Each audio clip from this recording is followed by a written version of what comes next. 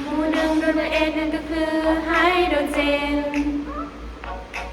Li คือลิเธียม Na มันก็คือโซเดียม K โพแทสเซียม Rb ก็คือรูบิเดียม Cn ก็คือซีเซียม Fr ก็คือฟานเซียมหมู่สองที่เราจำว่า Be คือเบริเลียม Mg แมกนีเซียมและ Ca มันก็คือแคลเซียม Si จำไว้มันก็คือสตอนเทียมนั่นเองก็ Ba เบเรียมและ Ra เรเดียมเราจำเอาไว้หมู่สามมีบิโบรอนและ Al ก็คืออลูมิเนียมเธอรู้ไหม Ga แกลเลียมและนึกถึง In คืออินเดียม Tl แทลเลียม Nn นิโมเนียมเธอจะสอบที่ไหนจะเปอร์เซ็นต์ไปหาฉันแน่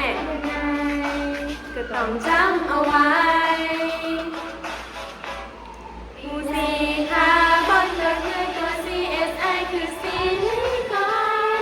Te เป็นเจอร์เมเนียม Sn คือตินนั่นไง Pb คือเล็กกว่าตัวนั่นไงตามมาด้วย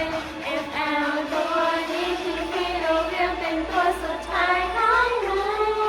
ต่อมาหมู่ห้าตัวเจนก็คือไนโตรเจนไง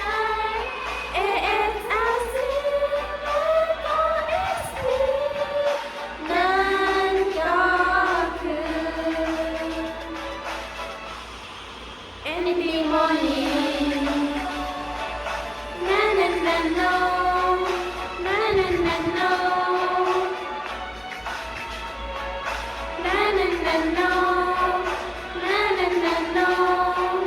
นานานาโน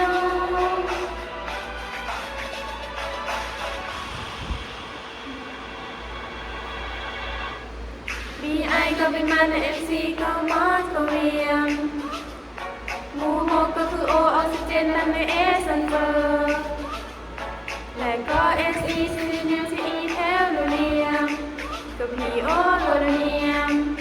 Lv เฮอร์โมเนียม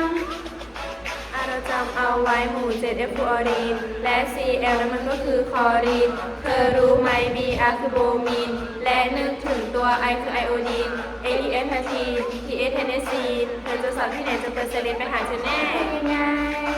ก็ต้องจำเอาไว้